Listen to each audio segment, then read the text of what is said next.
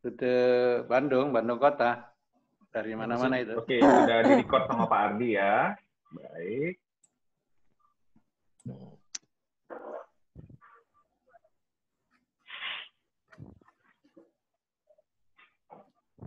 Ini juga di-live-kan via YouTube Live juga Pak Ardi? Atau bagaimana Pak?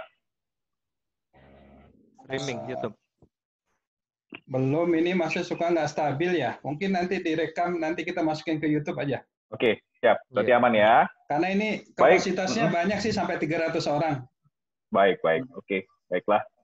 Oke, silakan Mas Aryo. Kita mulai ya. Assalamualaikum warahmatullahi wabarakatuh. Selamat pagi, selamat berbahagia Bapak, Ibu, Kakak yang saya sayangi dan saya hormati. Senang sekali kita bisa berkumpul di sini meskipun kita dalam kondisi yang masih memprihatinkan, ya. Tapi kita berupaya yang terbaik untuk saling menyapa, untuk saling memberikan kontribusi, memberikan informasi yang positif kepada sesama, kepada kita semua. Kali ini, perkenalkan dulu, nama saya Aryo Subarka Ediono, saya moderator di Zoom kali ini. Topik kita adalah pengelolaan keuangan di kala pandemi bagi mahasiswa perantauan. Ya, nanti narasumber kita adalah Bu Anita. Kemudian Bu Anita ini dari dosen Prodi Manajemen Universitas Bakri. Kemudian Ibu Rosalia Nansih, ya, dosen Prodi Manajemen Universitas Trilogi. Dan acara ini akan dibuka nanti oleh Pak Dudi Rudianto, merupakan Dekan Fakultas Ekonomi dan Ilmu Sosial Universitas Bakri. Ngomong-ngomong soal perantauan, saya dulu anak perantau. Saya lahir besar di Medan, gitu ya. Saya merantau ke Jogja, kuliah di UGM, ya, dapat istri juga di Jogja. Dan memang menjadi perantau itu memang susah-susah, senang ya. Senangnya adalah bebas dari orang tua. Kok susahnya, senangnya ya. Tapi kalau susahnya adalah yaitu tadi harus hemat. Nah, mungkin kalau dulu Bu Anita juga ngekos, Pak Dudi juga ngekos, yang lain juga pada ngekos, merasakan bagaimana jatuh bangunnya jadi anak kos. Sekarang situasinya berbeda. Ini corona, ya, sesuatu yang nggak bisa kita duga-duga ternyata hadir dan memengaruhi kehidupan kita sehari-hari, termasuk masalah keuangan. Ya, jadi topik kita hari ini adalah bicara soal pengelolaan keuangan di kala pandemi bagi mahasiswa perantauan. Oke, yang ngomong di sini, yang berbicara di sini adalah pakar-pakar keuangan, ya, dan juga pernah mengalami bagaimana menjadi anak perantau. Jadi kalau boleh saya bilang, kedua narasumber kita ini adalah narasumber praktisi profesional sekaliber internasional, ya. Oke, sebelum kita mulai, saya ingin ingatkan dulu kepada Bapak, Ibu, kakak-kakak yang sudah hadir, ya, bahwa selama acara berlangsung, kalau nanti narasumber kita berbicara, mohon mic-nya nanti di-unmute supaya tidak bocor. Kalau bocor ya nggak apa-apa, itu suasana senang kita ya. Karena di rumah kita nggak tahu pasti ya kesibukan apa yang terjadi. Kemudian nanti sesi bertanya kita akan hadirkan di belakang. Nah, disitulah kesempatan kita untuk tanya jawab. Bagi mahasiswa yang sudah dikasih tugas, silahkan untuk mempersiapkan dirinya, screenshot ya, untuk menjadikan bukti ikut acara ini. Nah, sebelum saya mulai, kita buka mic dulu yuk. Buka kamera dulu yuk. Kita foto sama-sama dulu sebentar yuk. Yuk, kita buka kameranya. Yang bisa buka kamera, silahkan. Ya, kita lihat. Ya, baik. Pak Ardi katanya mau foto ya, Pak Ardi ya. Iya, ini ada 3 slide ya, 3 bagian. Kita mulai. 1, Pak Ardi ya. Sebentar. Okay. Saya siapin dulu. Sebentar. Tolong sabar dulu. Pak Ardian. Ya. Sabar dulu. Baik. Sebentar.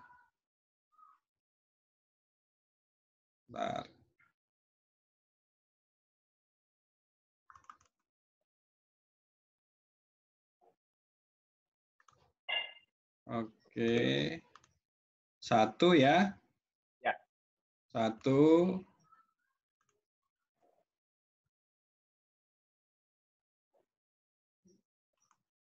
Oke.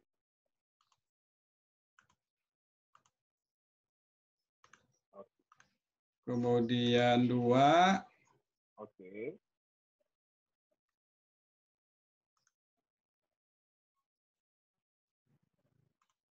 Ada 2 slide ya? Oke, 2 slide. Untuk sementara ini 2 slide dulu Pak Ardi. Slide, ya, oke. Baik, terima kasih Pak Ardi. Silakan mendem lagi di belakang Pak. Baik, baik. Iya, acara ini Bapak Ibu kakak-kakak terselenggara atas kerjasama ya dengan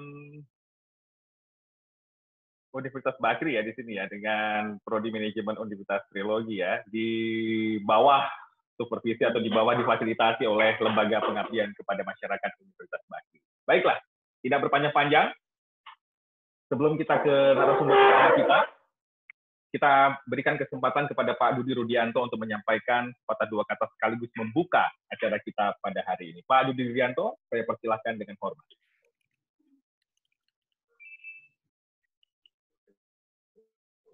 Iya, Pak Dudi. iya. Oke, bisa didengar suara saya? Aman Pak Dudi, silakan. Oke. Iya, Ibu dan Bapak serta anak-anakku semua, selamat pagi. Assalamualaikum warahmatullahi wabarakatuh. Terima kasih atas kesempatan dan waktunya. Pertama-tama saya ucapkan terima kasih kepada Pak Ardiansa PSD selaku Ketua LPKM Universitas Bakri, kemudian juga ada Mas Aryo, ya, beliau juga sebagai moderator yang juga merangkap sebagai Kabiro Kemahasiswaan di Universitas Bakri. Kemudian saya juga lihat di sini ada beberapa teman-teman dosen, baik di lingkungan Universitas Bakri, ada Pak Suwandi, ada Bu Holila, dan teman-teman juga dosen di Universitas Trilogi, termasuk juga dua pembicara yang hadir pada pagi hari ini, yaitu Ibu Anita dan Ibu Nancy, Rosalia Nancy. Pertama-tama saya mewakili dari pihak Rektorat Universitas Bakri menyambut dengan baik rencana kegiatan webinar pada pagi hari ini, karena seperti kita ketahui bahwa akibat dari pandemik virus corona COVID-19 ini yang terjadi di hampir seluruh negara Indonesia saat ini telah memberikan dampak yang luar biasa dan telah menghantam berbagai sendi kehidupan manusia. Wabah COVID-19 ini juga telah mengubah tatanan ekonomi dunia yang ditandai dengan berubahnya peta perdagangan dunia, selain juga mengakibatkan mandeknya berbagai bidang usaha. Sektor ekonomi tentu saja menjadi sektor yang paling terpuruk akibat virus corona COVID ini. Demikian pula yang terjadi di negara kita Indonesia, di mana para pelaku bisnis banyak yang merumahkan pekerjanya guna menekan biaya dan melakukan berbagai efisiensi. Kemudian diikuti dengan adanya lockdown atau pembatasan sosial berskala besar PSBB yang juga mengakibatkan kegiatan bisnis dan perekonomian menjadi lesu. Sehingga banyak yang sudah terdampak finansial dari kondisi pandemik ini. Data Kemenaker RI tahun 2020 telah mencatat jumlah pekerja formal yang terkena PHK kurang lebih sekitar 200 ribuan jiwa. Sedangkan yang dirumahkan dengan status digaji sebagian ataupun bahkan juga yang tidak digaji sama sekali bisa mencapai lebih dari 1 juta pekerja. Kondisi pandemik saat ini tentu saja membuat masyarakat tetap harus berada di rumah untuk mencegah semakin menyebarnya wabah tersebut.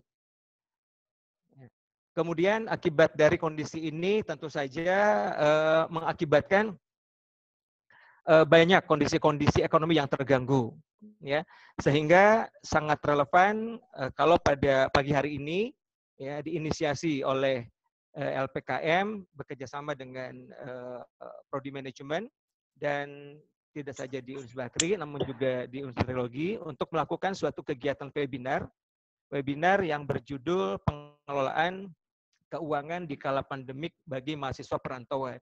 Ini menjadi sangat relevan dan related dengan apa yang terjadi saat ini, khususnya yang berefek kepada kondisi kemahasiswaan kita semua. Dengan membacakan Bismillahirrahmanirrahim, saya buka acara webinar pagi hari ini. Mudah-mudahan bisa memberikan kemanfaatan untuk kita semua, khususnya bagi mahasiswa kita. Demikian barangkali yang bisa saya sampaikan. Wassalamualaikum warahmatullahi wabarakatuh. Waalaikumsalam warahmatullahi wabarakatuh. Terima kasih Pak Dudi Rudianto yang merupakan Dekan Fakultas Ekonomi dan Ilmu Sosial Universitas Bakri. Ya, dengan begitu berarti acara ini kita buka ya, Bapak Ibu yang saya hormati ya. Nah, Kita akan berjalan sampai nanti pukul sekitar 11.30 ya. Moga-moga kita tepat waktu. Moga-moga juga nanti situasi kawan-kawan peserta juga tetap semangat, tetap kondusif, dan pertanyaannya juga sangat-sangat berkualitas. Baiklah, nggak perpanjang lebar lagi. Kita ada dua narasumber di sini, yaitu Ibu Anita, selaku dosen Prodi Manajemen Universitas Bakri, dan juga Ibu Rosalia Nansih, ya, dari Prodi Manajemen Universitas Trilogi. Nah, kedua narasumber kita ini akan menyampaikan bagaimana pola, metode, tips, strategi mengelola keuangan di kala pandemi bagi mahasiswa perantauan. Nah, saya kasih kesempatan pertama terlebih dahulu kepada Ibu Anita untuk menyampaikan bagaimana gambaran umum, bagaimana situasi ini, bagaimana kemudian kita harus menyikapi corona ini, terutama bagi mahasiswa yang dalam kondisi jauh dari orang tua. Nanti dilanjutkan oleh Ibu Rosalia akan bicara soal strategi secara secara taktis ya, secara strategik ya, how to tahap demi tahap, bagaimana kemudian kita bisa mengelola keuangan. Nah, saya persilakan waktu dan tempat kepada Ibu Anita. Silakan Bu Anita. Ya, terima kasih atas waktunya, Mas Aryo. Baik, kita mulai dengan topik pada hari ini.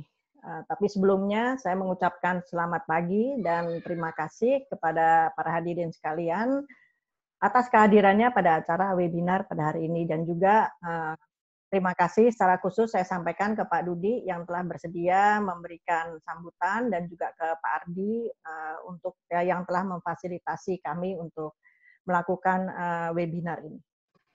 Nah, sebelum kita membahas topik lebih lanjut, mungkin perlu saya ceritakan sedikit latar belakang mengapa kita hari ini membahas mengenai perencanaan keuangan keluarga, perencanaan keuangan bagi mahasiswa yang ada di perantauan. Bu Anita, ya, slideshow-nya Bu. Bu Nansih mungkin, mohon maaf. Bu, kenapa slideshow Pak? di bawah itu diklik supaya full. Oh ya, yang slideshow-nya aja. Nah, oke. Oke. Jadi seperti yang kita ketahui tadi juga sudah disinggung oleh Pak Dudi bahwa sejak mulai Desember, Januari tahun 2020 ini dunia itu terkena pandemi corona, dan pemerintah dalam untuk membatasi menyebarnya virus itu membatasi bahkan menghentikan beberapa atau hampir semua sektor kegiatan di secara perekonomian maupun secara sosial. Nah, tentu saja hal ini berdampak kepada semua orang, ya, termasuk juga berdampak kepada kita yang saat ini berada di sektor pendidikan. Kita tidak boleh melakukan proses belajar mengajar secara langsung tatap muka, tetapi harus dilakukan di rumah secara online. Nah, bagi mahasiswa perantauan, sebagian mahasiswa sudah ada yang bisa kembali ke rumah sebelum adanya lockdown, dan itu saya kira mereka sudah tidak ada masalah karena sudah berada dekat dengan orang tua. Yang menjadi masalah adalah ada sebagian juga mahasiswa yang terkena lockdown atau PSBB di sini. Karena transportasi berhenti, ataupun kalau bisa pergi itu syaratnya bermacam-macam. Jadi hampir tidak mungkin keluar dari lokasi kampus atau tempat di mana mereka belajar. Nah, inilah yang menjadi pemikiran kami. Karena mereka belum tentu dalam tanda petik aman secara finansial. Mengapa demikian? Karena ada beberapa kemungkinan, seperti yang tampak di slide, yang terjadi bagi mahasiswa yang berada di perantauan. Yang pertama adalah kemungkinan orang tua itu terkena dampak dari pembatasan atau penghentian sektor-sektor ekonomi, sehingga kemungkinan mereka tidak bisa mengirimkan uang saku atau mengurangi uang saku atau terlambat mengirimkan uang saku. Itu dari sisi orang tua. Sedangkan dari sisi lingkungan, bagi orang tua yang tinggal di daerah terpencil, ada kemungkinan mengalami kesulitan bila tidak memiliki m-banking, itu pergi ke ATM atau pergi ke bank. Bahkan kita tahu juga beberapa minggu sebelum ini itu bank-bank tutup. Nah, kemungkinan yang kedua adalah ada beberapa mahasiswa yang mendapat beasiswa. Dan ini pun tidak menutup kemungkinan institusi pemberi beasiswa itu terkena dampak dari situasi ekonomi saat ini, sehingga mungkin beasiswanya dikurangi, berhenti atau terlambat. Nah, seperti yang kita ketahui bahwa mahasiswa tingkat-tingkat akhir itu juga biasanya sudah memiliki pekerjaan sebagai honorer. Biasanya mereka banyak yang sudah nyambi bekerja. Nah, inilah yang kemungkinan juga mereka terkena PHK. Jadi secara keseluruhan itu mestinya banyak mahasiswa di perantauan yang tidak tingkat kesejahteraannya berkurang dibandingkan sebelum terjadi masa COVID-19. Nah, apa yang harus dilakukan saat ini? Jadi pada saat ini mereka harus bagaimana? Dengan uang yang ada harus melakukan apa? Mungkin sebelum membahas secara mendetail, kita harus pikirkan mengenai dua kata ini, kebutuhan versus keinginan. Dulu dalam masa normal, sebelum ada COVID, tidak masalah. Uang saku cukup, bisa pergi kemana-mana. Tetapi sekarang tentu saja harus didahulukan yang mana? Apakah kebutuhan atau mendahulukan keinginan? Keinginan, apa bedanya kebutuhan dengan keinginan? Keinginan itu lebih ke emosi. Ya, saya ingin beli baju, meskipun baju saya sudah 5 lemari. Saya ingin mengganti HP dengan yang lebih canggih, padahal tidak ada masalah dengan HP saya yang lama. Jadi ini adalah keinginan, lebih kepada emosi. Nah, tentu saja dalam masa seperti ini tidak bisa kita menuruti emosi saja. Jadi harus dipikirkan bagaimana atau apa yang utama di sini untuk melanjutkan hidup. Karena kita jauh dari orang tua juga belum tentu bisa menolong. Jadi ini adalah harus dipikirkan, kita harus memenuhi kebutuhan terlebih dahulu untuk bisa melanjutkan hidup. Jadi kebutuhan itu adalah pemenuhan barang dan jasa, di mana kita bisa untuk melangsungkan hidup. Jadi bila ada pengurangan atau pengurangan dari barang dan jasa tersebut yang kita butuhkan, maka kualitas hidup kita akan menurun. Nah, apa yang harus diprioritaskan sekarang, pada saat ini? Yaitu tentu saja untuk makan, supaya kita bisa hidup, supaya kita tidak sakit. Jadi pengeluaran yang utama itu prioritasnya adalah makan. Dan yang kedua adalah supaya bisa beraktivitas. Karena mahasiswa tetap harus ikut kelas online, harus mengerjakan tugas, dan lain-lain. Jadi jangan sampai kebutuhan internet itu terabaikan. Jadi jangan sampai kehabisan pulsa sehingga nggak bisa ikut kuliah. Nah, yang berikutnya lagi adalah apa? Jadi kita harus stop yang tadi, keinginan. Semua yang berhubungan dengan keinginan itu sebaiknya ditunda. Saat ini kita dibanjiri dengan tawaran-tawaran online. Jadi sambil tidur saja bisa belanja apapun juga. Nah, ini juga harus dibatasi. Jadi yang tidak dibutuhkan jangan dibeli. Mencoba makanan baru atau mencoba make up baru, ya. Jadi itu mungkin harus ditunda dulu. Nah, yang berikutnya adalah kita mencoba menambah uang saku kita. Nah, jadi ini mungkin perlu kreativitas, perlu networking, perlu diskusi dengan orang lain. Ya, jadi ini kita harus mencari apa yang dibutuhkan barang dan jasa pada saat sekarang ini, pada saat semua orang berada di rumah. Nah, itu bisa dipergunakan untuk menambah uang saku yang kita terima. Nah, kemudian bagi mahasiswa, ada beberapa institusi yang menawarkan lomba dengan hadiah yang cukup menarik.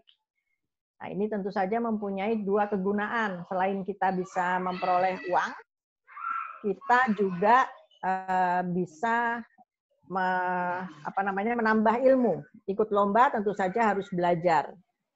Jadi kegunaannya cukup banyak.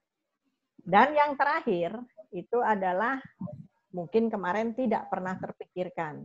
Kalau kita kurang uang selalu minta ke orang tua. Nah, sekarang bagaimana kalau dalam masa seperti ini? Jadi kita harus menyiapkan dana darurat. Meskipun sedikit, sisihkan uang itu untuk keadaan darurat. Seperti apa? Ya, yang jelas kalau kita sakit, mungkin kita belum jangan sampailah kita sakit. Tapi itu hal yang tidak bisa terelakkan. Ya, jadi kalau kita sakit, ya mau nggak mau kita harus ke dokter dan perlu uang. Dan yang berikutnya adalah mungkin hal-hal yang tidak terduga, ya kan?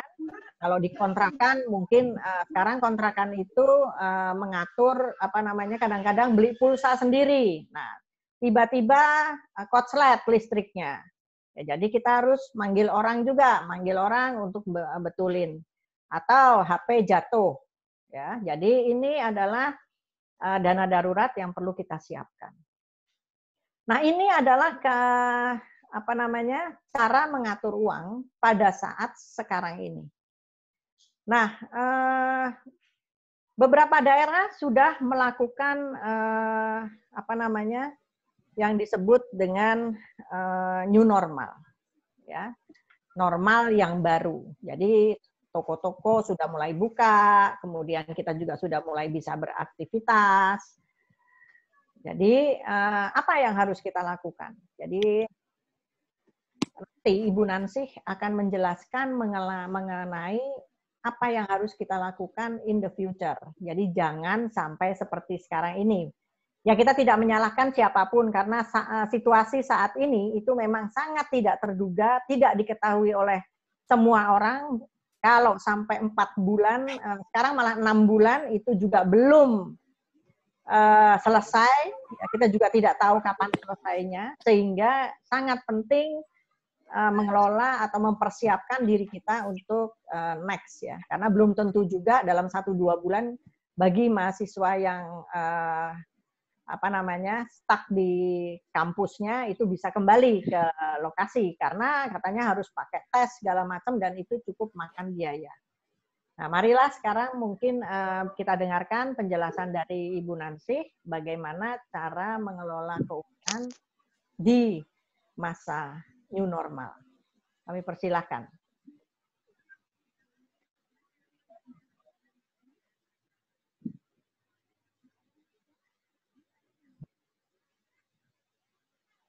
Ya, terima kasih Bu Anita atas paparannya tadi. Ya, ini membuka kacamata kita, terutama mahasiswa-mahasiswa yang masih dalam kondisi ngekos ya di situasi ini untuk segera berpikir dengan keras bahwa ini situasi kan nggak bisa kita prediksi ya Bu Anita ya. Sehingga kita harus berupaya untuk segera menyiapkan strategi khusus. Ya. Tadi Bu Anita sudah menyampaikan bahwa ada pola-pola, ada hal yang bisa kita lakukan seperti menyiapkan prioritas, ya, kemudian mencoba untuk mencari sumber keuangan yang lain, kemudian menyiapkan dana darurat. Nah, bagaimana detailnya kakak-kakak? Kita akan dengar, kita akan menikmati atau kita akan melihat bagaimana paparan Ibu Rosalia nanti yang akan menyampaikan secara khusus bagaimana pola-pola ini, bagaimana praktek pengelolaan keuangan ini bisa berjalan dengan baik. Silakan Ibu Rosalia. Baik, terima kasih Pak Aryo. Saya juga mengucapkan terima kasih ke Pak Dudi selaku Dekan Fakultas Ekonomi dan Ilmu Sosial Universitas Bagri. Oke, saya akan melanjutkan apa yang telah disampaikan oleh Bu Anita tadi, bagaimana kita mengelola keuangan di kala new normal, bagaimana kita menghadapinya. Nah, bicara tentang pengelolaan keuangan, itu sebetulnya ada 5 hal ini. Jadi, kita akan menjawab, saya akan menjelaskan satu persatu apa yang terkait dengan pengelolaan keuangan. Yang pertama adalah apa yang dikelola, kemudian yang kedua adalah mengapa keuangan tadi perlu dikelola, yang ketiga adalah siapa yang mengelola, kemudian kapan mulainya, dan nanti saya akan sharing mungkin lebih banyak tentang bagaimana sih kita mengelola keuangan tersebut. Baik, saya mulai dari yang pertama. Apa sih yang kita kelola?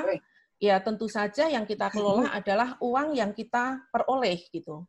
Uang yang kita peroleh. Kalau kita sebagai mahasiswa, tadi sudah disampaikan oleh Bu Anita, kemungkinan kita memperoleh uang dari orang tua, mendapat jatah dari orang tua, atau mungkin ada mahasiswa yang mendapat beasiswa gitu ya, uang yang diperoleh dari beasiswa, atau mungkin tidak mendapat dari orang tua, tidak dapat beasiswa, tetapi bekerja. Ya, ada beberapa mahasiswa yang bekerja kemudian melanjutkan untuk kuliah. Nah, ini yang akan kita kelola. Jadi uang yang kita peroleh atau penghasilan kita yang akan kita kelola. Kemudian pertanyaan berikutnya adalah mengapa sih kita perlu mengelola keuangan kita? Jawabannya adalah agar tidak mengalami kesulitan keuangan. Apa itu kesulitan keuangan? Biasanya kan kita kalau terima uang di awal bulan itu uangnya banyak gitu ya, kadang-kadang kita nggak mikir gitu. Semuanya pengeluaran, apa tadi yang disampaikan oleh Bu Anita, kita tidak bisa membedakan antara kebutuhan dan keinginan. Jadi kalau punya uang banyak, keinginannya mungkin lebih banyak gitu. Dan kita tidak merencanakan dengan baik sehingga mungkin tanggal 1 terima uang, tanggal 5 sudah habis. Atau paling banter sampai pertengahan bulan. Sehingga di akhir bulan kita akan kekurangan uang kita udah habis gitu. Padahal masih banyak kebutuhan yang lain lagi. Jadi agar tidak mengalami kesulitan keuangan, maka kita perlu mengelola ini tadi. Kemudian pertanyaan berikutnya adalah siapa yang harus mengelola? Ya. Untuk mahasiswa, ya kita sendiri gitu yang mengelola. Tapi nanti kalau kalian sudah lulus, sudah bekerja, punya uang banyak, mungkin perlu konsultan untuk perlu seorang ahli untuk mengelola keuangan, untuk investasi. Tetapi untuk saat ini, ya kita sendiri yang harus mengelola. Nah, kapan kita mulai mengelola? Ya sekarang. Jangan ditunda, jangan besok aja, bulan depan aja, tahun depan aja. Jangan. Jadi harus mulai sekarang kita perlu mengelola keuangan kita dengan baik. Semakin dini pengelolaan keuangan dilakukan, itu hasilnya akan semakin baik. Ini yang mungkin sharing saya akan agak teknis juga gitu ya. Akan saya sampaikan bagaimana sih mengelolanya. Terlebih di saat pandemi seperti ini, supaya kita masih tetap terus, hidup kita tetap terus berjalan dan tidak mengalami kesulitan. Ada 5 hal ya yang perlu kita perhatikan. Yang pertama adalah kita harus membuat anggaran bulanan. Kemudian berikutnya adalah membuat catatan keuangan. Kita juga harus memiliki dana darurat, tadi sudah disampaikan oleh Bu Anita. Kemudian yang tidak kalah penting adalah belajar disiplin, menabung, dan berinvestasi. Dan terakhir, kalau masih memungkinkan, kita butuh, itu adalah menambah penghasilan dengan pekerjaan sampingan. Baik, saya akan jelaskan satu persatu. Di dalam membuat anggaran bulanan, itu yang penting adalah sebetulnya mengatur antara sumber dana dan penggunaan dana. Gitu. Jadi sumber dana kita dari mana saja, besarnya berapa, kemudian penggunaan dana kita untuk apa saja. Nah, ini harus matching, jangan sampai sumber dananya penggunaannya lebih besar daripada sumber dananya. Paling tidak kan harus sama gitu, paling tidak, supaya nanti tadi kembali lagi kesulitan keuangan tidak terjadi. Nah, sumber dana uang bagi seorang mahasiswa itu ada 3 kemungkinan kan, mungkin dari orang tua, mungkin mendapatkan beasiswa, kemungkinan memperoleh pekerjaan sampingan, atau memang dia tadi mahasiswa yang bekerja kemudian kuliah gitu ya, atau ini dapat uang dari orang tua iya, beasiswa juga iya, bekerja juga iya, atau kombinasi dari mungkin 2 kombinasi dari ketiga iya. Kemudian penggunaan dana. Penggunaan dana ini saya kelompokkan ke dalam 3 kelompok. Yang pertama adalah kebutuhan pokok. Kebutuhan pokok itu untuk apa sih? Yang jelas adalah untuk makan, kemudian tempat tinggal, dan transportasi. Kemudian yang kedua untuk uang kuliah, ini yang terkait dengan kuliah ya. Uang kuliah, fotokopi, beli buku, kuota internet. Nah, untuk saat ini kan kuota internet kan sangat penting gitu. Ya, kuota internet sangat penting karena tadi kuliahnya melalui online, kemudian ada beberapa tugas juga harus dikirim, harus mengikuti kuliah yang tatap muka melalui entah itu melalui Zoom, entah itu melalui Google Meet atau yang lainnya gitu. Ini yang terkait dengan kuliah. Kemudian berikutnya adalah hiburan. Saya akan memberikan contoh. Ini teknis gitu ya, tetapi saya perlu memberikan contoh ini.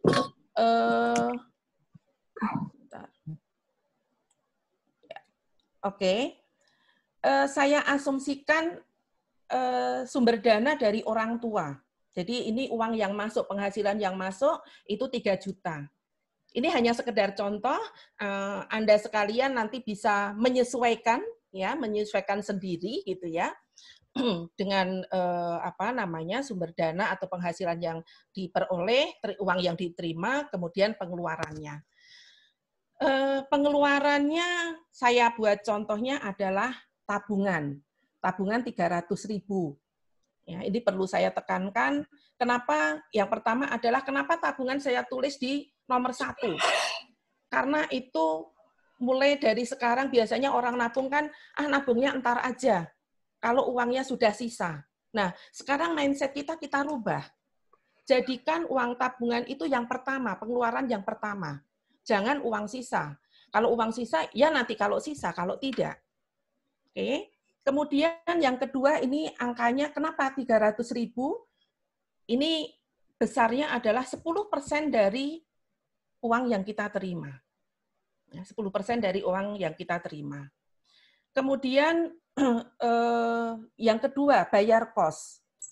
Bayar kos. Ini antara bayar kos sama uang makan, mungkin kalau bayar kos bisa ditunda ya, tetapi saya mencoba untuk bayar kos itu kan kewajiban dan sudah tahu dari sebelumnya gitu ya. Ini saya alokasikan 600.000. Mungkin ada yang protes, Bu, di Jakarta tuh nggak ada, Bu, kos 600.000. Nah, ini kenapa angka 600.000 ini saya tulis di sini ya, bayangan saya ini adalah kos yang share, ya, bukan sendiri. Kalau sendiri nggak ada kayaknya yang 600.000. Sharing dengan temannya, sharing itu bisa kos berdua, bisa sewa rumah rame-rame, kemudian uang sewanya dibagi. Berikutnya adalah uang makan, ini dialokasikan 50.000 per hari, sehingga 1 bulan itu 1,5 juta. Transportasi 200.000, kok murah sekali.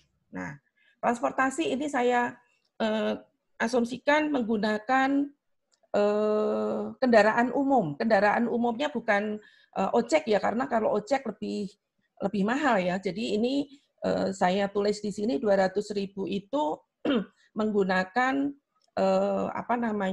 mikrolet misalnya.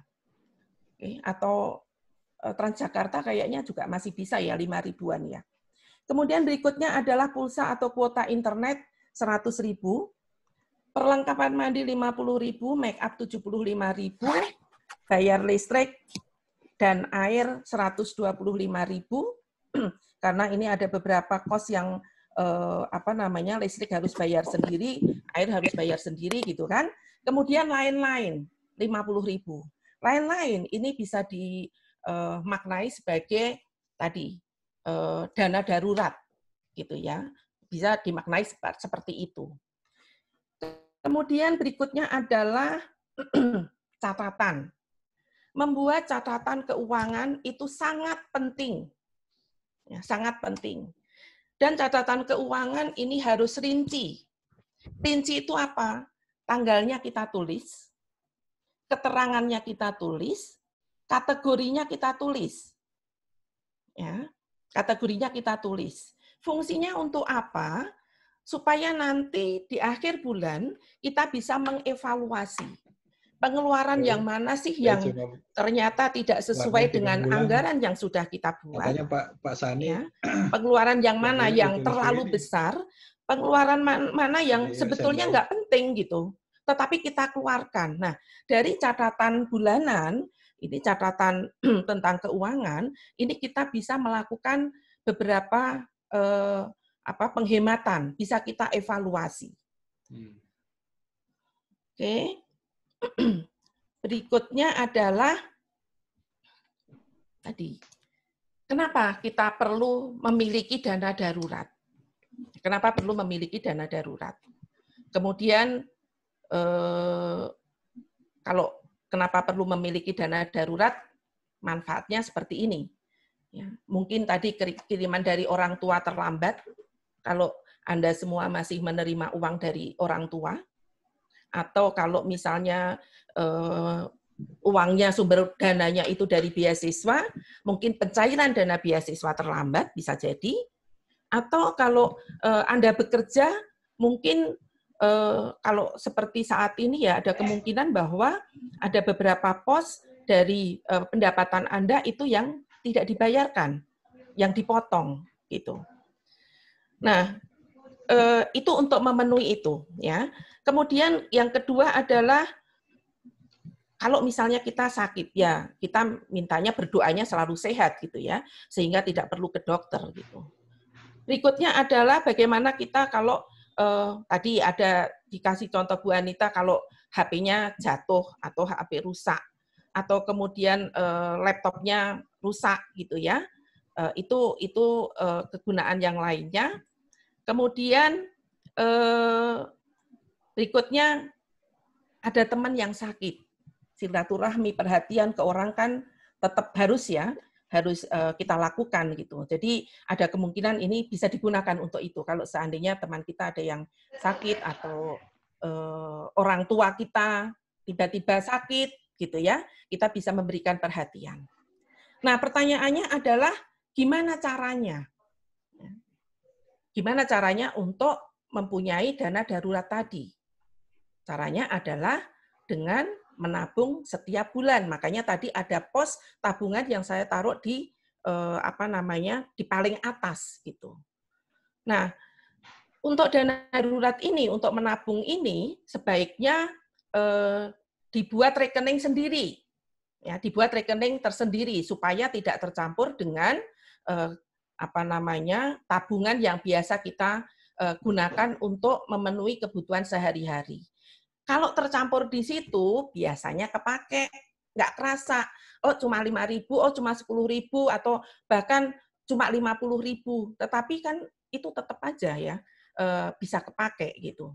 Jadi supaya untuk menjaga supaya tidak tercampur, supaya tidak bisa terpakai, dan untuk membantu kita disiplin, kita membuat tabungan tersendiri untuk dana darurat. Oke, berikutnya adalah tadi, kita harus mulai disiplin menabung dan berinvestasi. Memang ini harus ya disiplin, harus memaksa kita gitu. Bagaimana supaya kita disiplin, supaya kita bisa menabung dengan berkala gitu ya, dengan rutin gitu. Kita perlu menentukan target keuangan. Ya, target keuangan. Kemudian ini juga perlu membuka rekening khusus untuk tabungan. Saya tulis tanpa ATM. Kenapa? Kalau dengan ATM tadi gampang sekali untuk nariknya. Ya, jadi kalau tabungannya bareng-bareng tadi kita bisa gunakan untuk yang lain, udah bikin tabungan khusus, rekening khusus, tapi dengan ATM, ya kita gampang sekali untuk ngambilnya. Masih terganggu gitu. Boleh saja sih Anda membuka rekening khusus untuk tabungan dan untuk dana darurat tadi tetap dengan ATM, tapi kalau pas pergi ATM-nya disimpan aja di rumah. Atau disimpan di di dompet yang sulit untuk dikeluarkan gitu. Kemudian untuk belajar disiplin, alokasikan tabungan sebagai pengeluaran pertama. Jangan yang terakhir. Jangan yang uang sisa. Karena kalau sisa, ya tadi kalau sisa. Kalau tidak sisa bagaimana? Nah, menentukan target keuangan. Target keuangan itu harus jelas. Ya. Untuk apa? Berapa besarnya? Untuk apa itu berarti berapa besarnya? Kemudian kapan itu kita gunakan? Itu penting sekali. Supaya kita bisa mengatur. Ya. Ini saya berikan contoh untuk beberapa target keuangan. Misalnya, saya pengen jalan-jalan sama teman nanti di akhir semester. Atau bulan Desember yang akan datang, di akhir tahun saya mau tahun baruan ke Singapura misalnya. Atau ada barang yang saya pengen sekali. Kalau mahasiswi biasanya kan fashion ya. Saya pengen beli sepatu, saya pengen beli baju, beli tas gitu kan. Atau mungkin untuk yang mahasiswa-mahasiswa yang cowok-cowok pengen beli sepeda, ada sepeda impian gitu. Mungkin juga kita pengen beli tadi gadget atau laptop karena memang sudah rusak atau sudah tidak bisa digunakan atau mungkin penggunaannya sudah tidak optimal dan perlu ganti. Nah, itu kita harus menabung dulu. Bagaimana caranya supaya kita bisa menabung tadi, kecuali tadi kan udah gunakan pengeluaran yang pertama. Ya, tadi besarnya 10%. Kalau seandainya itu tidak bisa, gimana caranya? Gitu. Caranya adalah menghemat pengeluaran yang tidak perlu. Makanya tadi perlu semuanya pengeluaran kita catat. Itu untuk mengevaluasi, untuk melihat apakah pengeluaran yang kita lakukan itu benar-benar yang pertama sesuai dengan yang kita anggarkan besarnya. Yang kedua adalah apa memang itu benar-benar perlu. Bisa nggak sih ada nggak sih pos-pos yang bisa dihemat? Nah, kalau itu bisa dihemat, bisa kita alokasikan ke tabungan. Kemudian berikutnya kita bicara tentang investasi. Bagaimana cara berinvestasi? Gitu. Jadi kalau tabungan tadi sudah terkumpul, kita bisa melakukan investasi. Saya beri contoh di sini karena mahasiswa ya supaya juga melek keuangan gitu ya, maka investasinya di reksadana atau logam mulia. Ya. Investasi reksadana itu murah sekali. Ya. Murah sekali. Anda nanti bisa cek di Tokopedia, sekarang sudah jualan gitu ya. Bisa cek di Tokopedia, apa satunya lagi? Atau mungkin juga ke datang ke bank. Kalau ke bank biasanya sih rupiahnya lebih mahal ya. Bukalapak ya, Tokopedia, Bukalapak, Shopee itu sudah jualan. Bahkan mulai dari 5.000. Nah, ini bisa, itu kan rupiah yang sangat kecil ya, bisa mulai dicoba di situ. Oke, nah investasinya ini bisa dilakukan secara berkala, misalnya sebulan sekali. Tadi sudah nabung, kemudian tabungannya dibelikan reksadana. Oke, nah yang terakhir adalah bagaimana caranya kita menambah penghasilan. Ada salah satu saya dulu punya teman gitu, dia bilang kalau misalnya penghasilannya turun, jadi kalau kita sudah punya standar itu kalau bisa jangan diturunkan. supaya masih berada pada standar hidup kita yang sama, gimana caranya? Cari uang tambahan gitu. Nah, ini salah satunya. Mahasiswa udah dapat uang dari orang tua, itu bisa juga menambah penghasilan supaya ada uang tambahan gitu ya. Gimana caranya? Yaitu kita karena sekarang ini di masa pandemi, maka kita bisa berjualan barang-barang yang paling dicari di masa pandemi. Ya. Kalau sekarang ini kita jualannya misalnya menawarkan make up gitu ya, mungkin orang nggak akan tertarik. Nggak akan tertarik. Karena apa? Untuk kebutuhan pokok aja masih butuh kok. Ngapain beli make up gitu. Ya. Jadi ini saya berikan contoh, jualan makanan, jual jamu, masker. Yang terakhir ini saya kemarin melihat TV, kayaknya ini mau diberlakukan ya, berarti ini nanti akan banyak sekali marketnya gitu ya. Face shield itu kayaknya ada di beberapa tempat, itu harus menggunakan, kalau masker kan jelas ya, kita harus menggunakan masker, kemudian face shield ini juga kayaknya akan diberlakukan di beberapa tempat. Nah, itu kira-kira yang bisa saya sampaikan. Terima kasih. Ya, terima kasih Dan Ibu waktu Rosalia. saya kembalikan ke Pak Aryo, monggo. Ya, terima kasih Ibu Rosalia Nancy. Tadi juga Ibu Anitawati sudah memberikan paparannya gitu ya. Menarik juga tadi apa yang disebutkan atau yang disampaikan sama Ibu Nancy tadi ya, bagaimana step-step yang harus kita lakukan gitu ya, mulai dari anggaran keuangan gitu ya. Saya waktu ngekos waktu masih muda dulu Bu ya, masih imut-imut dulu itu memang nggak sampai segitu Bu gitu ya. Ya pantas saja habis ya duitnya ya. Gitu ya. Tapi saya nggak tahu di kalangan teman-teman mahasiswa ini atau mungkin teman-teman dosen yang anaknya sedang ngekos gitu ya, pengelolaan keuangannya seperti apa gitu ya. Itu menarik juga tuh, detail ya, rigid. Nanti tiba-tiba saya bikin ini kok terlalu kecil sih, saya naikin. Ini terlalu besar, saya kurangin di sini gitu ya. Jadi memang butuh trik ya. Oke. Kita buka kesempatan buat audiens ya, buat kakak-kakak yang ingin menyampaikan pertanyaan ataupun pendapatnya, silakan bisa melalui chat ya, tulis saja di chat, bisa juga atau raise hand ya, nanti saya akan tangkap gitu ya, saya tangkap, saya bungkus, saya kirim gitu ya, pertanyaannya maksudnya. Ya, jadi silakan saja apa saja yang perlu ditanyakan ya, apa saja yang perlu dicari tahu. Nah, sambil menunggu, kita cek dulu di chat ada apakah gerangan. Oke, belum ada. Yang raise hand, silakan. Kalau ada yang mau raise hand, saya tunggu. Oke, saya cek lagi di sini. Bentar ya. Iya.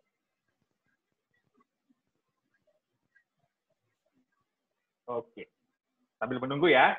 Oke. Nah, tadi ada hal menarik ya, ketika kita diharapkan bisa mengatur keuangan dari awal gitu ya. Tapi situasinya kan sekarang agak susah juga ya, Bu Nancy ya, Bu Anita ya, bahwa boro-boro bisa menghemat gitu ya. Sisi lain, ini sekarang kondisinya lagi ketat-ketatnya ini gitu kan. Orang tua saya di PHK gitu ya. Kiriman juga ini pasti belum tentu akan berjalan. Aduh, besok uang kuliah harus dibayar nih. Susah sih nggak kan? Nah, situasi-situasi seperti ini kan menjadi tantangan ya, sangat ketat buat kita untuk mengelola keuangan ya. Mungkin Bu Anita atau Bu Nancy bisa memberikan pendapat atau masukan soal ini. Silakan Bu. Sambil menunggu audiens kita. Ya, mungkin bisa saya sampaikan bahwa bila ada kewajiban ya, dalam tanda petik kewajiban kepada pihak ketiga yang tadi dicontohkan oleh Mas Aryo bahwa ini memang nggak punya duit, tetapi ada yang harus dibayar gitu, dan itu berkaitan dengan pihak ketiga yang memang kewajiban yang harus dibayar. Nah, apa yang harus kita lakukan? Nah, bisa saja yang pertama itu adalah meminta keringanan, karena uang sekolah itu pasti sudah kita ketahui kita harus bayar kapan. Yeah. Nah, yang biasa terjadi itu adalah mahasiswa emang gue pikirin, pokoknya gue minta datang gitu kan. Nah, ini kan masalahnya sekarang minta belum tentu datang gitu kan, minta dari orang tua belum tentu datang. Jadi saya pikir ini juga termasuk ke dalam perencanaan, scheduling pinjaman, ya, karena tidak hanya uang sekolah, ada kemungkinan kita juga kredit motor, ya, ada kemungkinan juga kita harus bayar kos bulanan. Nah, ini hal-hal yang harus kita atasi sekarang. Jadi yang pertama adalah kita approach dulu. Dan itu saya pikir juga semua akan maklum ya. Memang ada yang nggak maklum, tapi saya pikir semua maklum. Tapi kalau ada, jadi untuk memberikan niat baik dan besoknya supaya orang dalam tanda petik nggak kapok minjemin kita, ya at least ngomong. Yang kedua adalah mungkin membayar sebagian. Itu kalau bisa di ini. Jadi jangan kemudian kita pura-pura diem gitu kan, biasanya kemudian diam gitu, baru nanti ditagih.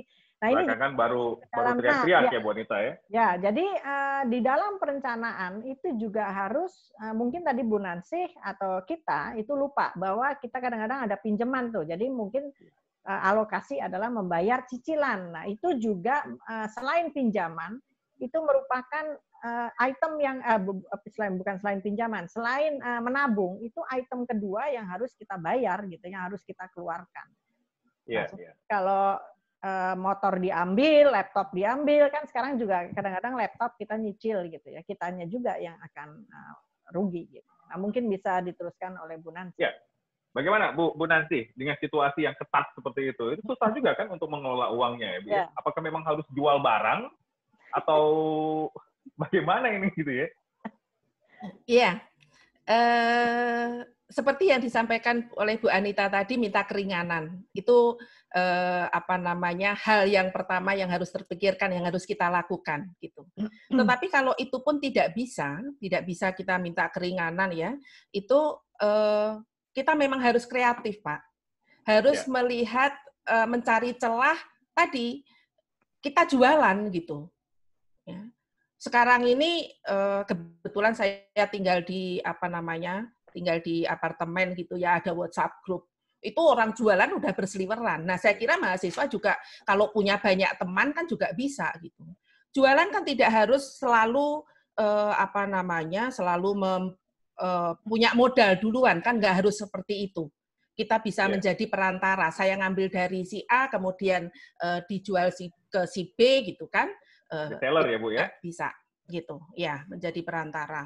Kemudian kuncinya adalah tadi harus kreatif gitu. Kemudian harus banyak teman ya.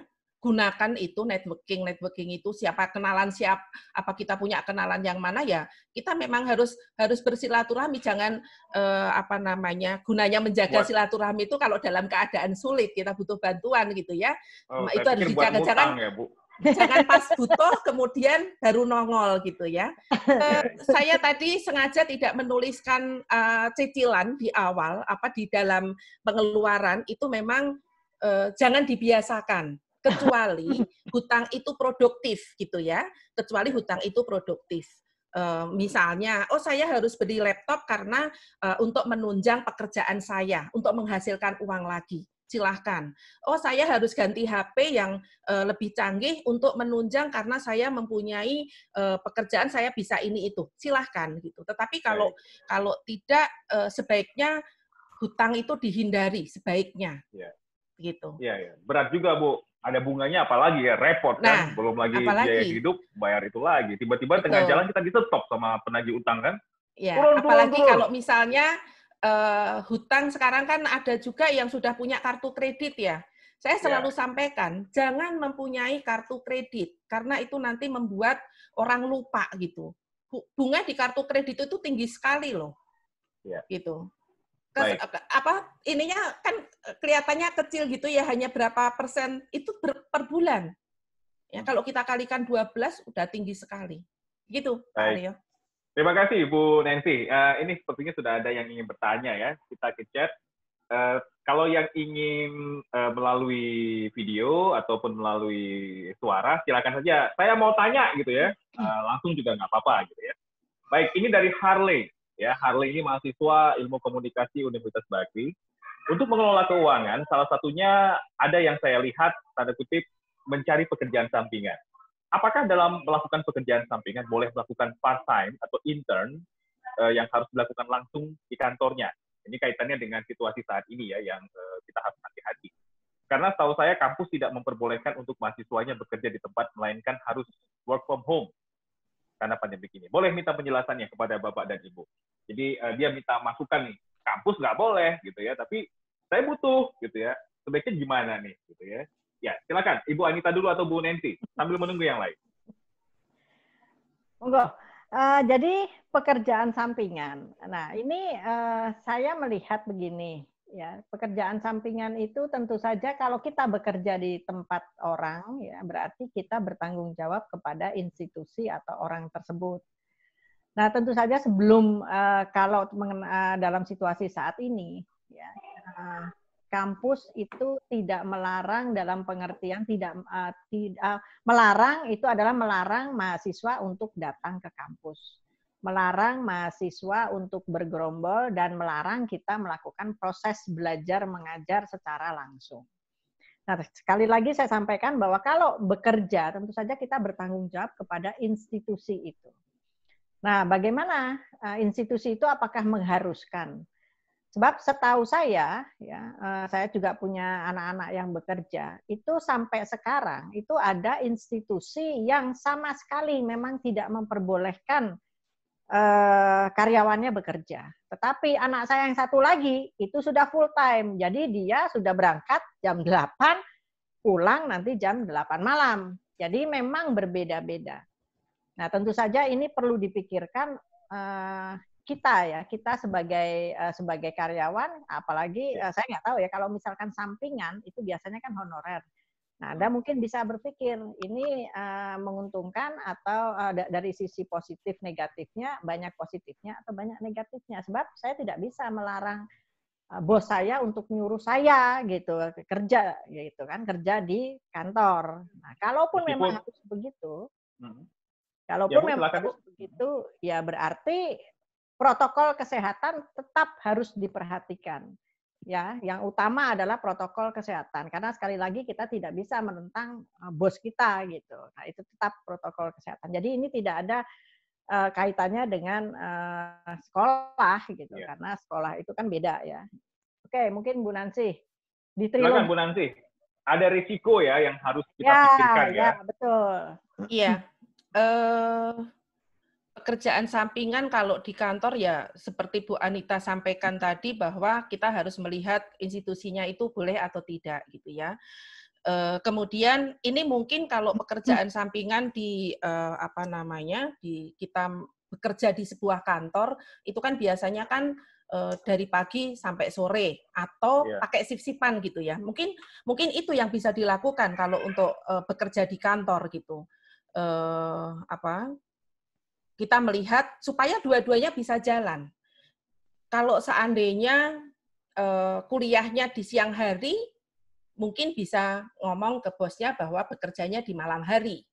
Atau sebaliknya, kalau bekerjanya di di pagi sampai sore gitu ya, kuliahnya di malam hari. Nah, itu memang kampus punya aturan, kantor juga punya aturan. Itu yang harus kita sesuaikan. Tapi sebetulnya pekerjaan sampingan tadi intinya adalah kita mencari penghasilan tambahan gitu. Makanya tadi yang saya berikan contoh itu adalah bukan bekerja di sebuah kantor, tetapi kita berjualan atau yang lainnya yang tidak yang kita bisa milih sendiri, itu intinya. Begitu, Pak. Baik. Terima kasih Bu Nancy ya. Memang harus ada pertimbangan-pertimbangan ya. Kita mau kerja di tempat yang demikian, berarti ada risiko. Berarti kalau misalkan bagaimana cara kita menghadapi atau mengantisipasi risiko itu ya dengan protokol-protokol kesehatan tadi gitu ya. Atau memang pilihan lain kalau memang itu tidak terlalu menguntungkan, berarti kita cari sumber penghasilan yang lain. Kira-kira gitu ya Bu Anitawati dan Bu Nancy ya. Baik. Nah, kita masih menunggu. Silakan yang ingin raise hand atau buka mic-nya, silakan bertanya. Bapak-bapak juga boleh, Pak. Mana tahu anaknya sekarang situasinya juga lagi call, gitu ya. Ini ada Sofia Hadi, Pak Aryo, Oke, mahasiswa saya itu. Hadi. Mahasiswa trilogi. Mahasiswa Bakri. Right hand Ya. tuh. Sofia Heidi, silahkan untuk buka mic-nya. Halo, Bu Anita, Bu Nancy, Pak Aryo. Halo, Sofia, apa kabar? Selamat pagi. Baik, Bu. Iya, jadi saya sebenarnya bertanya nih terkait tadi kan Bu Nancy sempat mention terkait kita tuh menyimpan uang di awal seperti itu. Jangan menabung itu dilakukan di akhir karena takutnya nanti kalau uangnya habis bagaimana. Nah, sebenarnya ini juga yang lagi saya alami.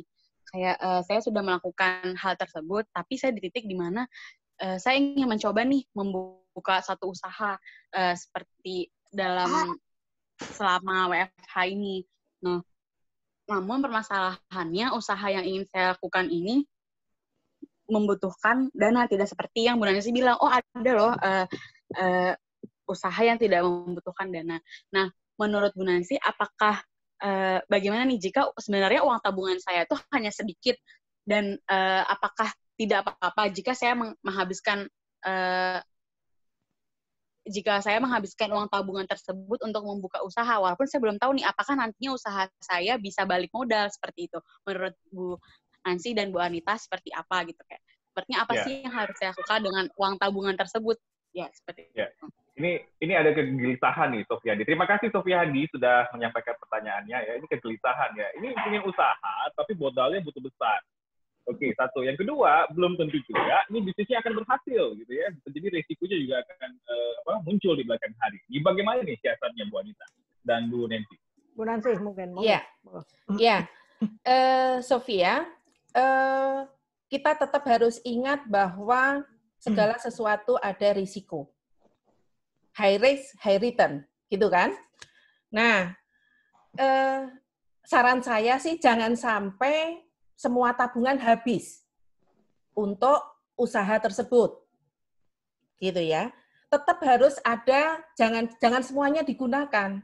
Coba kalau bisa nego supaya atau mencari sponsor, artinya kerjasama dengan orang lain sehingga uang tabungan tadi hanya digunakan sebagian, usaha itu bisa berjalan terus, itu ya bisa berjalan, bisa dimulai gitu ya. Tetapi kita masih tetap punya dana darurat karena kalau uang tabungan sudah kita gunakan semua untuk usaha dan nanti ternyata usahanya tidak berhasil karena orang berusaha itu kan tetap ada risiko, bisa berhasil, bisa tidak. Bisa berhasilnya 50%, bisa 100% gitu ya. Itu.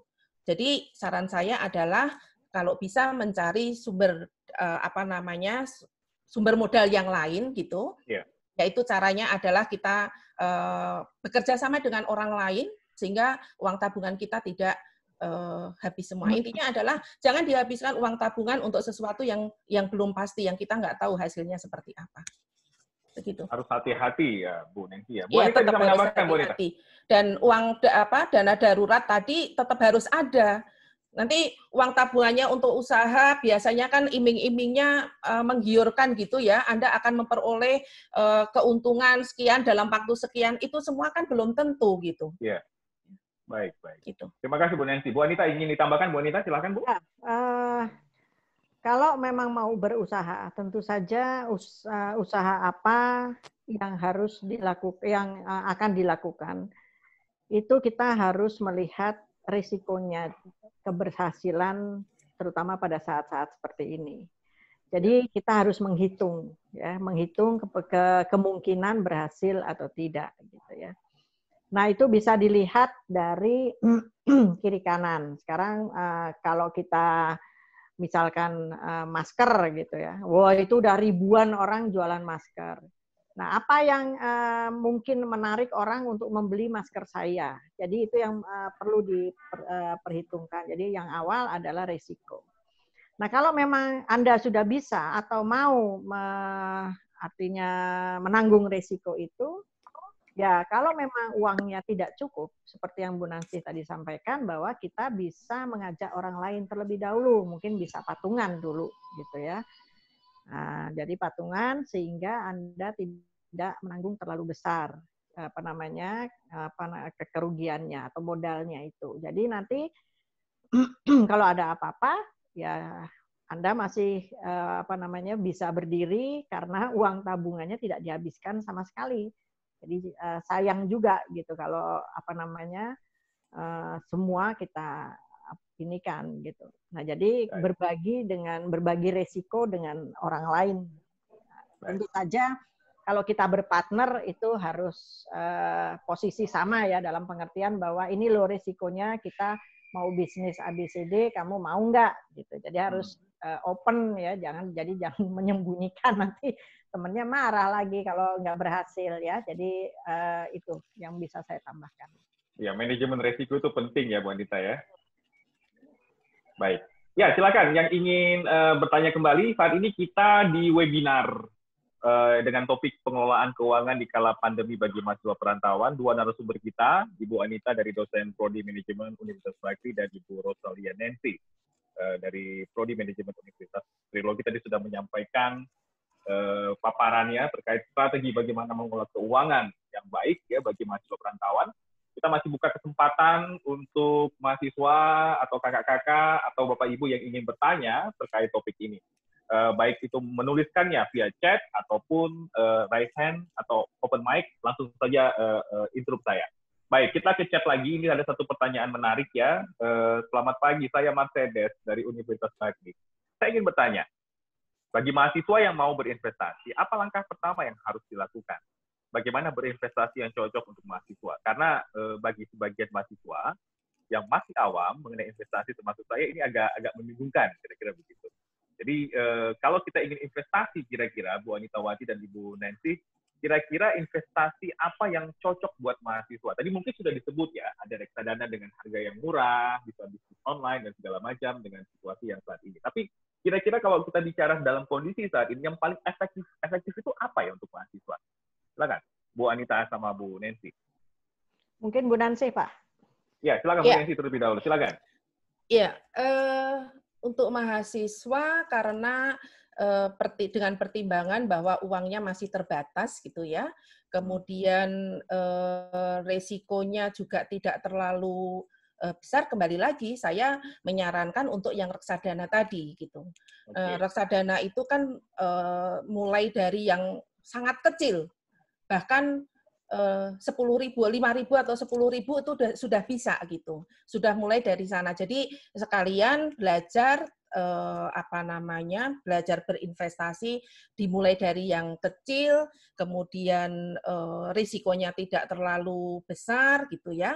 Nah, mungkin ini nanti kalau tentang investasi saya menyarankan reksadana, kemudian reksadana itu kan macam-macam ya. Reksadana yang mana? Karena ada reksadana pendapatan tetap, reksadana pasar uang, reksadana saham, campuran, dan sebagainya. Mungkin perlu waktu khusus, Pak, untuk menjelaskan tentang investasi yang mana. Tetapi artinya bahwa kalau menurut saya sih, reksadana paling cocok gitu untuk mahasiswa. Dengan pertimbangan bahwa risikonya tidak terlalu besar, kemudian bisa mulai dari uang, istilahnya uang receh juga bisa gitu ya, tidak perlu butuh dana yang sangat besar gitu. Oke, menarik ya reksadana ya, meskipun kalau berharap jangka pendek juga agak susah juga ya Bu Nancy ya. Oh, tidak bisa, karena kalau reksadana jangka panjang, untuk jangka panjang, kalau kita beli sekarang jual besok ya nggak bisa gitu. Ya, kita reksadana itu untuk investasi jangka panjang. Baik. Bu Anita, ada ingin tambahkan? Bu Anita, silakan. Ya, jadi seperti yang Bu Nancy sampaikan tadi, memang untuk mahasiswa masih sangat terbatas sekali ya. Jadi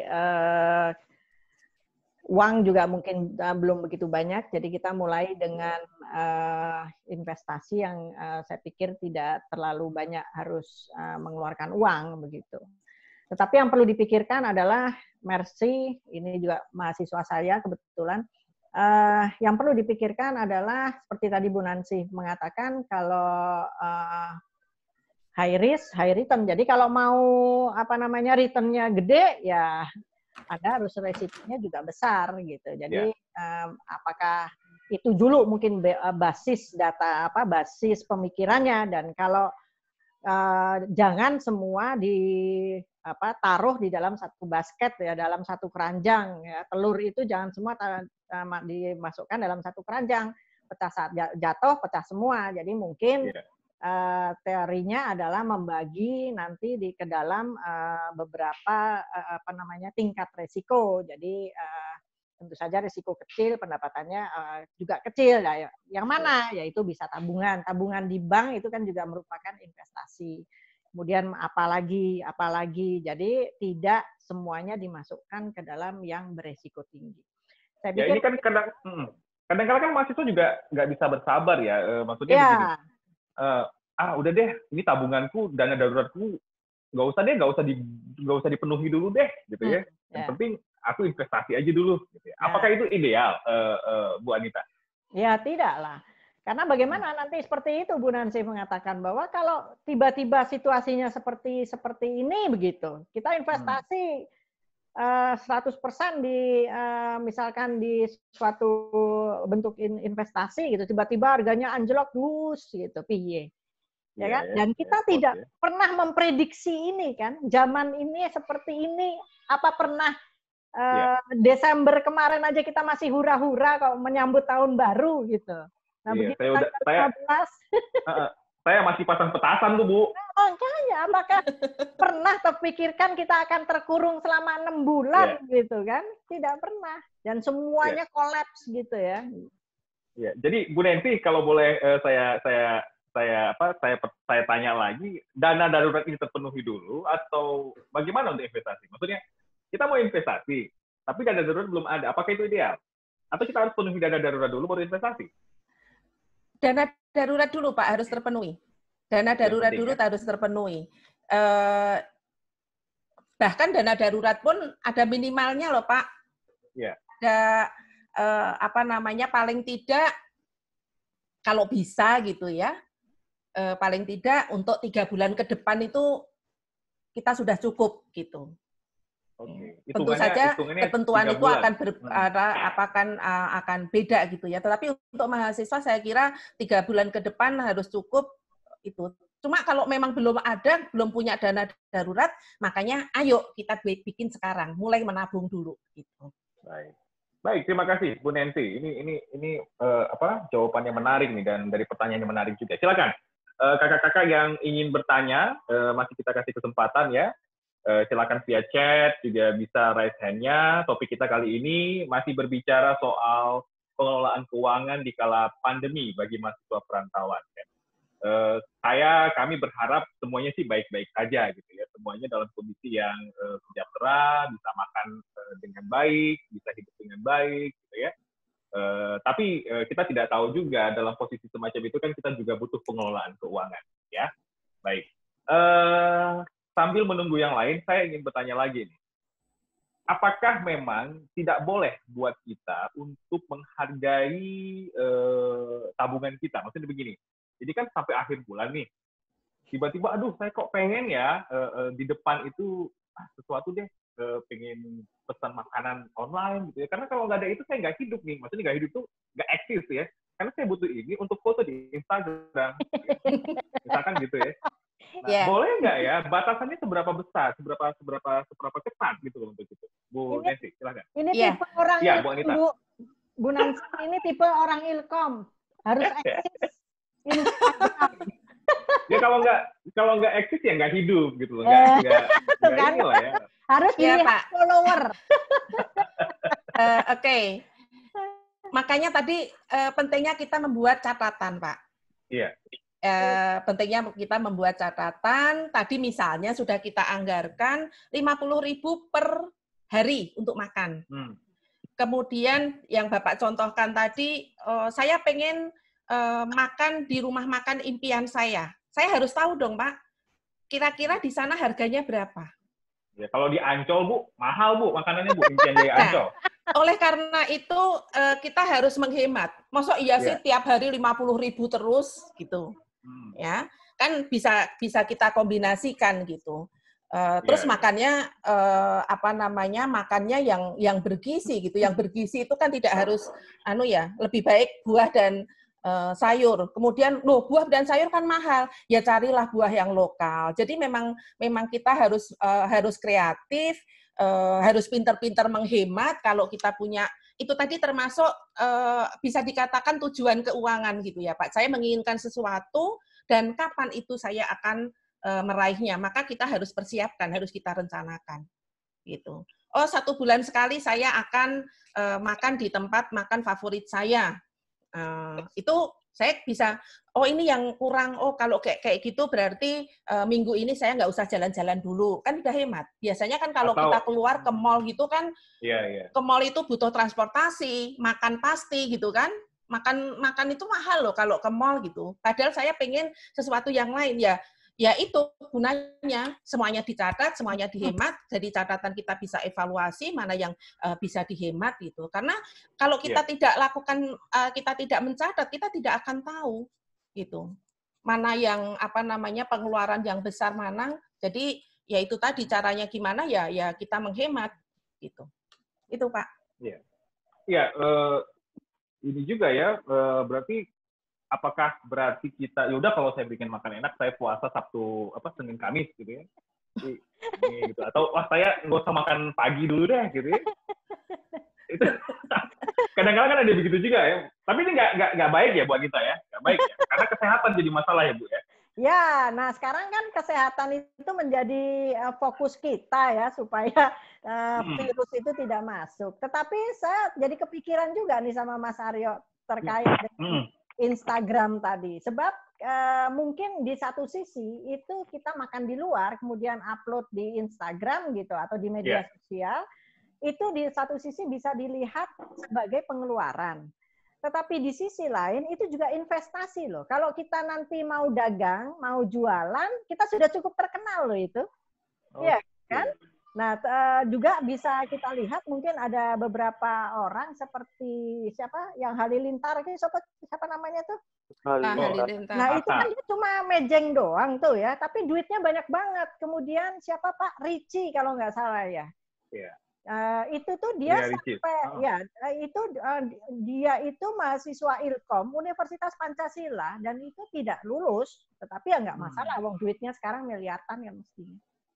Jadi mejeng-mejeng itu oke, tetapi ya itu tadi tentu saja nggak bisa mejeng terus-terusan, harus direncanakan. Mungkin tidak boleh maksimum 2 kali sebulan makan di luar atau gimana, tergantung kepada tingkat pendapatan kita atau tingkat uang saku kita. Ya. Baik, terima kasih Bu Anita. Pertanyaan tadi jawab dengan manis ya. Jadi memang kita tetap harus pilah-pilah lah ya. Mau makan enak, di mana yang mau dihemat, tapi tetap kesehatan harus dijaga gitu ya. Mau pamer, bukan pamer, maksudnya mau unjuk diri gitu ya, tapi kita lihat situasinya juga gitu ya. Baik, silakan yang ingin mengajukan pertanyaan masih kita buka, silakan melalui chat diperbolehkan ataupun raise hand silakan ya. Saya pengen tanya dulu deh ke kakak-kakak ini, semuanya ngekos apakah atau bagaimana, atau masih masih tinggal dengan orang tua atau sudah pulang maksudnya ke rumahnya masing-masing. Saya mau tanya dulu ya, moga-moga bisa dijawab nih. Saya ke Wildan Aziz. Wildan, bisa open mic dulu Wildan. Halo Wildan. Ya, sepertinya Wildan ini nonton sambil kuliah ini. Ini mahasiswa sekarang ini memang menarik, multitasking ya. Oke, saya coba singgung lagi Anissa Fitri. Anissa, bisa open mic Anissa? Nah, sama. Ya, ini juga sama ya. Oke, nggak apa-apa. Saya terakhir nih, sebelum saya putus asa. Oh enggak, saya tidak pernah putus asa. Oke, kita ke Agnes dulu. Agnes, bisa dibuka mic-nya? Silakan. Ya, sama. Sama juga. Oke. Ya udah, saya coba ke Ika Putri terakhir. Ika Putri, halo Ika Putri. Kalau enggak nanti nggak sempro ya. Sadis amat. Enggak, saya bercanda. Ika Putri. Iya. Ya, halo. Ika Putri, bisa? Oke, sepertinya masih belum terkoneksi. Baiklah, kita lanjutkan lagi. Saat ini kita masih berbicara, kawan-kawan, kakak-kakak, bapak ibu, tentang pengelolaan keuangan di kala pandemi bagi mahasiswa perantauan. Dua narasumber kita tadi adalah Ibu Anita, dosen Prodi Manajemen Universitas Bakri, dan juga Ibu Rosalia Nanti, dosen Prodi Manajemen Universitas Trilogi. Ya, silakan bagi yang ingin bertanya, kita masih buka kesempatan untuk memberikan pertanyaannya, menyampaikan pertanyaannya ke chat yang sudah kita siapkan. Ini sudah ada yang masuk dan juga bisa raise hand. Kita berikan kesempatan buat kakak-kakak. Ini Muhammad Deni bertanya. Dari chat ya, kita ke chat sekarang. Untuk tindakan konsumsi, apa saja ukuran yang menunjukkan kita berhemat? Juga kalau kita ingin melakukan investasi, apa saja yang penting kita perhatikan untuk tidak rugi? Ini ada dua pertanyaan ya. Pertama adalah untuk tindakan konsumsi, ukurannya hemat itu seperti apa? Ya. Yang kedua, kalau kita melakukan investasi, apa saja yang penting kita perhatikan agar tidak rugi? Ya. Silakan, Bu Anita atau Bu Nancy dulu yang ingin menjawab. Monggo Bu Nancy. Bu Nancy, silakan Bu Nancy. Oke. Untuk konsumsi, apa ukuran yang menunjukkan kita berhemat? Yang penting atau yang jelas adalah bahwa kita tetap harus memperhatikan kesehatan kita. Jangan sampai kita berhemat, puasa tadi ya, sampai nggak makan gitu, tapi kemudian kita sakit. Jadi, karena ini mahasiswa, sarapan itu sangat penting, ya. Sarapan sangat penting karena akan memulai dengan aktivitas kita. Nah, untuk sarapan yang seperti apa? Ya, sarapan yang tentu saja sarapan yang bergizi gitu. Kan banyak sekali ya. Untuk sarapan kita mau makan apa namanya? Ada sih beberapa yang sarapan buah bisa, kemudian atau misalnya ada dua pilihan, ada Pizza Hut kan bisa untuk sarapan ya, Pizza Hut dan buah. Mana yang lebih berhemat? Dari sisi harga saya kira buah akan lebih berhemat gitu daripada Pizza Hut. Pizza Hut kan cukup mahal gitu ya. Buah itu dan untuk kesehatan kita itu cukup penting. Jadi berhemat itu yang jelas adalah yang kita butuhkan. Tadi kan ada keinginan, ada kebutuhan. Harus sesuai dengan kebutuhan kita, bukan keinginan kita, bukan emosi kita yang kita utamakan. Itu untuk yang konsumsi. Kemudian yang kedua adalah melakukan investasi, apa saja yang penting kita perhatikan untuk tidak rugi.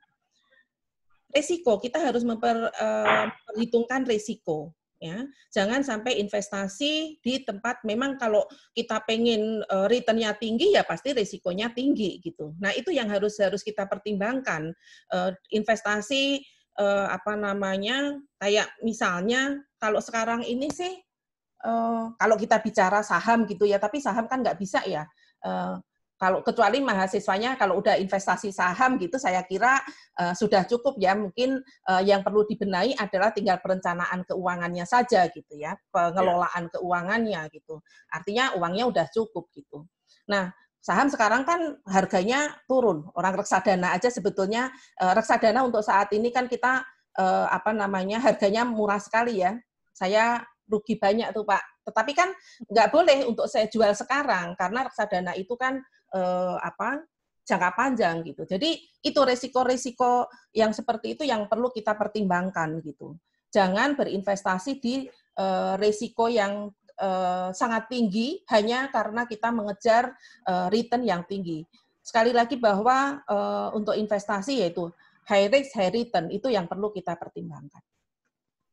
Ya. Itu. Ya, Bu Anita menambahkan, Bu Anita, silakan. Tidak Pak. Saya kira cukup dari Bu Nancy. Cukup ya. Oke, ini ada satu pertanyaan terakhir ya sebelum kita tutup ya acara kita pada hari ini. Terima kasih tadi pertanyaan yang sudah disampaikan oleh Muhammad Deni ya. Sekarang kita beralih satu pertanyaan chat yang terakhir ya. Ini dari Hawa. Tadi ada sumber dananya, gitu ya. Misalkan dari orang tua atau bahkan bisnis sampingan. Tapi bagaimana misalnya kalau kita sama sekali tidak dapat uang saku, tidak bekerja, atau pemasukan kita menjadi sangat minim. Apa yang harus kita ambil, apa yang harus kita manage, ya. Sementara sumber dana kita tadi sangat minim sekali. Ini yang seperti yang saya tanyakan di depan tadi nih, Bu Ningsi, Bu Anita Wati. Tepat banget nih, gitu ya. Gimana, Bu? Silakan. Ya, jawaban kita atau jawaban saya mungkin tetap sama. Kalau minim sekali ya memang kita hanya bisa memakai itu untuk keperluan pokok, ya kan? Itu saja, udah habis mestinya seperti itu. Terus apalagi yang mau dikelola kan pertanyaannya seperti itu. Ya, kita harus kreatif. Sekali lagi saya melihat bahwa sekarang atau saat ini kayaknya lebih dari 5 jam deh kita itu berkutat dengan internet. Jadi saya pikir tidak ada salahnya kita selain chatting dengan teman, itu juga browsing. Apa yang terjadi di lingkungan kita, apa yang terjadi secara makro di perekonomian kita, barang apa sih yang bisa dijual, kenapa dia rugi kalau jualan, dan seterusnya, dan seterusnya. Dan seperti yang tadi Bu Nancy sampaikan bahwa networking atau silaturahmi itu sangat penting. Oh, Pak Dudi butuh apa? Oh ya, kalau gitu saya punya nih kebetulan. Tidak perlu Anda memiliki sendiri, tetapi Anda bisa mungkin menjadi penghubung antara penjual dengan Pak Dudi misalkan, atau Mas Aryo yang di Jogja. Wah, Mas Aryo pengen asinan Bogor misalkan, ya kan? Kan nggak ada tuh di Jogja, ya kan? Nah, bagaimana? Kirim Bu Anita, kirim. Gitu. Yes.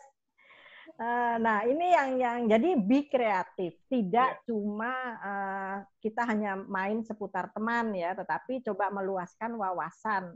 Internet tuh sangat-sangat membantu untuk semuanya ya, meskipun juga ada hal negatif dari situ, tetapi kita juga bisa mengambil hal-hal positif. Jadi tetap yang harus kita lakukan adalah bagaimana berkreasi untuk bisa menambah uang saku. Baik. Ya. Bu Nancy, ada tambahan singkat saja, Bu?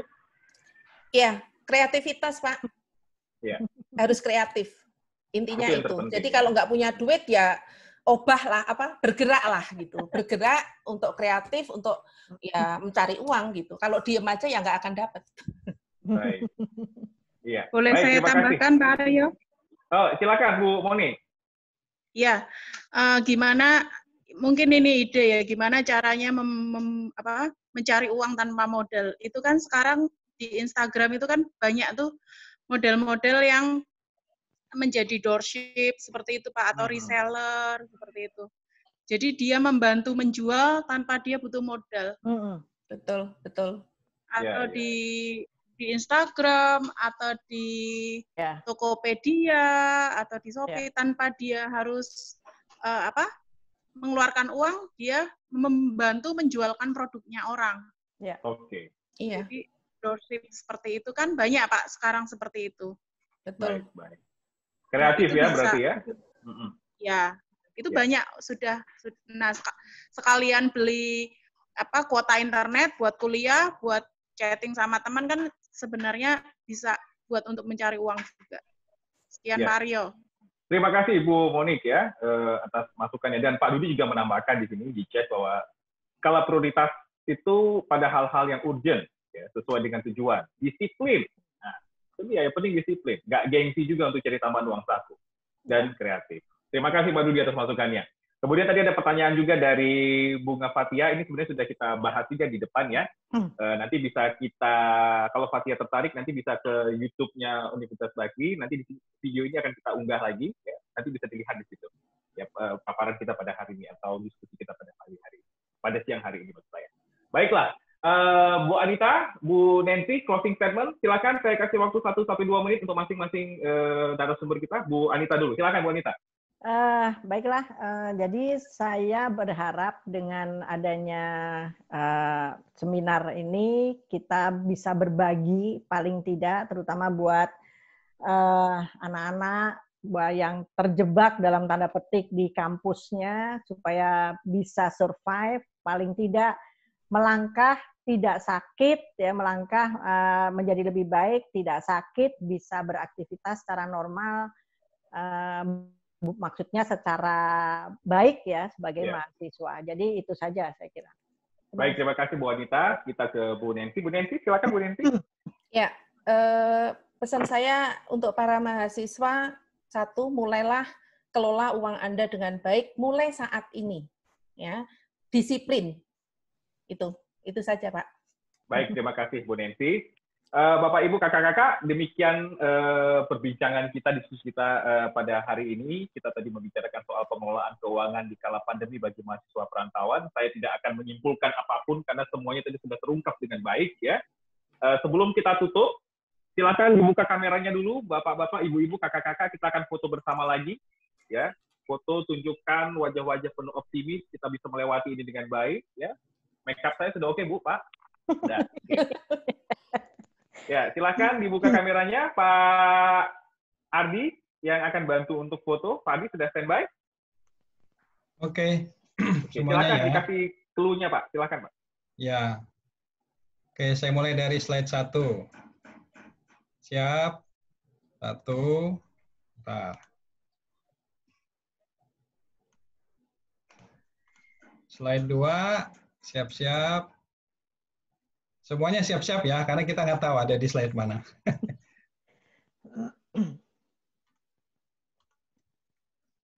Kemudian berikutnya 3.